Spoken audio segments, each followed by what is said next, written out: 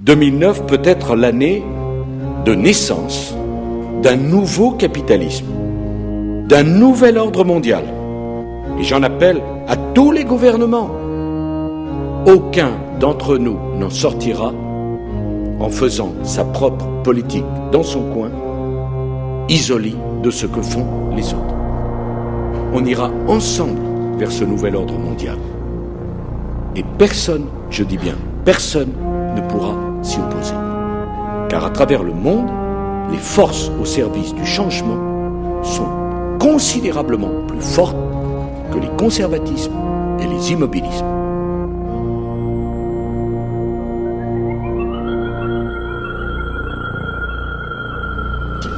Cette crise marquera sans doute pour l'histoire le commencement véritable du XXIe siècle. Le moment où tout le monde aura compris qu'il était temps de changer, temps de donner un nouveau visage à la mondialisation, temps de construire un nouvel ordre mondial, politique, économique, social, assis sur de nouveaux principes et de nouvelles règles. Le sommet mondial pour refonder le capitalisme, c'est l'Europe qui l'a proposé. Le nouvel ordre mondial, c'est autour des propositions de l'Europe qu'il se construira. Plus que jamais, l'Europe prend conscience qu'elle a besoin d'un véritable gouvernement économique, dont elle vient d'expérimenter ce qu'il pourrait être et l'utilité qu'il pourrait avoir. Ce gouvernement économique, c'est tout naturellement l'Eurogroupe qui doit en être le cadre.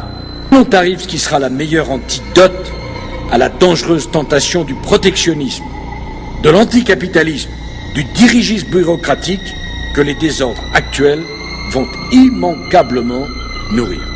Et le doute grandira si les Français ont le sentiment qu'on leur cache quelque chose.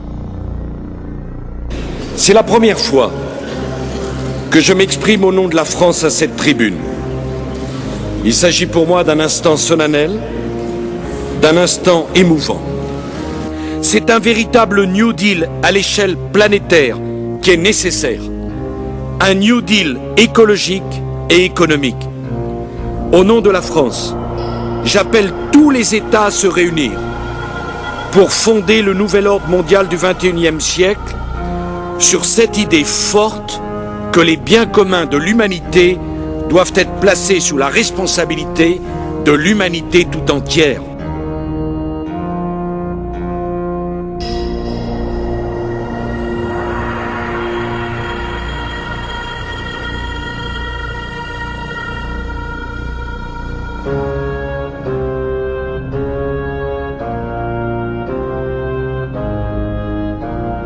Et personne, je dis bien personne, ne pourra s'y opposer.